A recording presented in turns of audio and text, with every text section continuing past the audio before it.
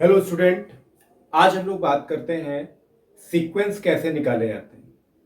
आपने चैप्टर पढ़ा होगा molecular basis of inheritance class 12th में। तो इस चैप्टर में आपने डीएनए आरएनए के बारे में पढ़ा होगा, इनके सीक्वेंस के बारे में पढ़ा होगा।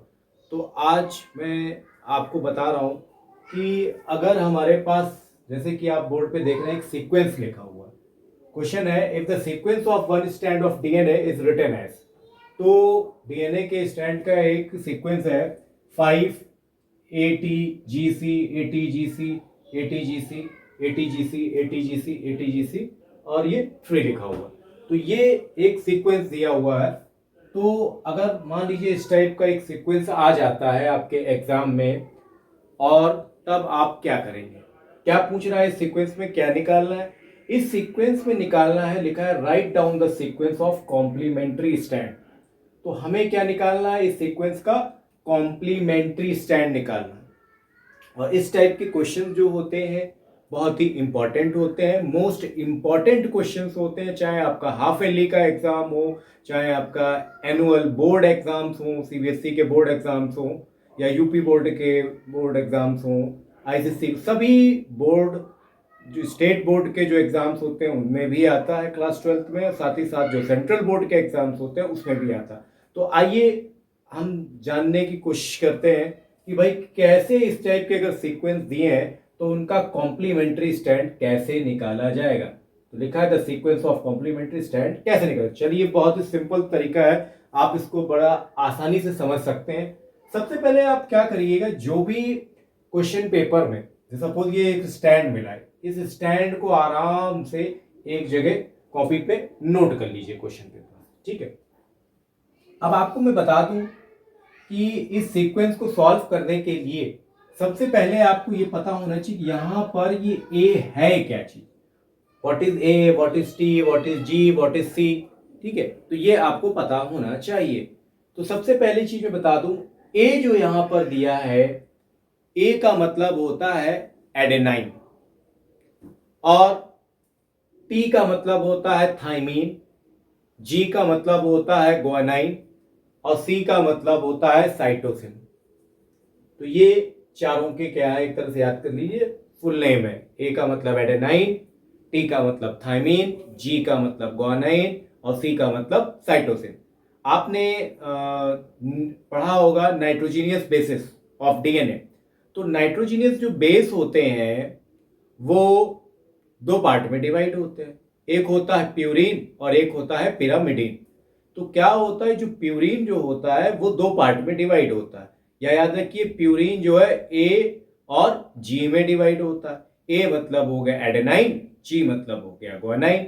दूसरा क्या है आपका पिरामिडिन, प्यूरिन और पिरामिडिन। तो जो पिरामिडिन है वो साइटोसिन और थाइमीन में डिवाइड होता है, ये आपको याद रखना। ठीक है, थाइमीन को टी से रिप्रेजेंट करेंगे, साइटोसिन को सी से करेंगे।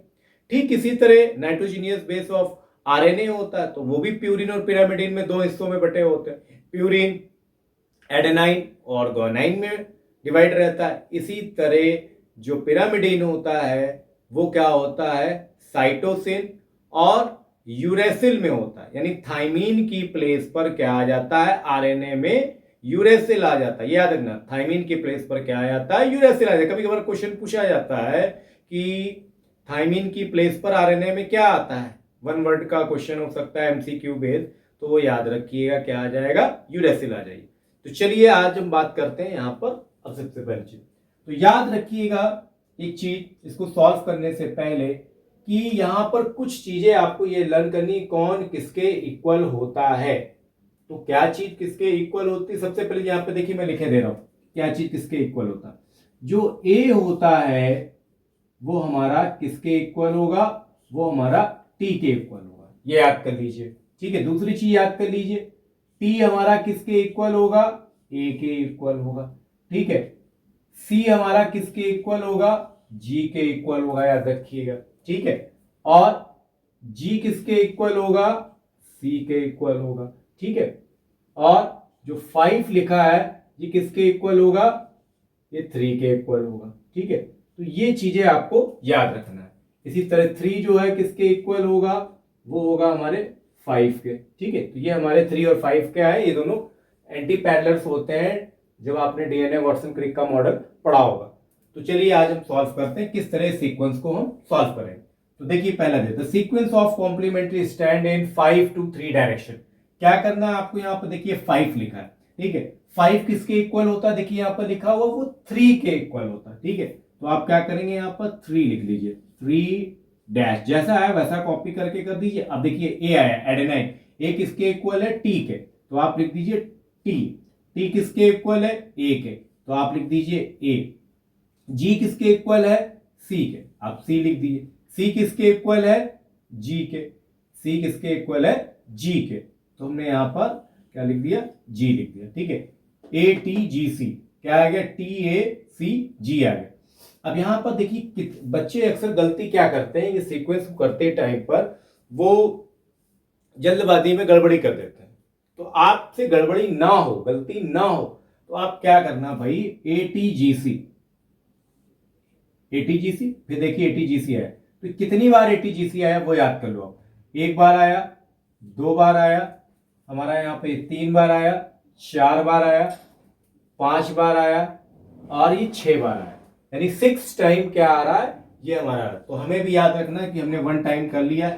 सेम यही डिजिट बार बार क्या होंगी, हमारी रिपीट होंगी। तो आप क्या करेंगे, देखिए ये टी ए जी सी आया हमारा, तो यही चीज हमें 6 टाइम लिखनी होगी, T A C G, T A C G, T A C G, T A C G, T A C ji.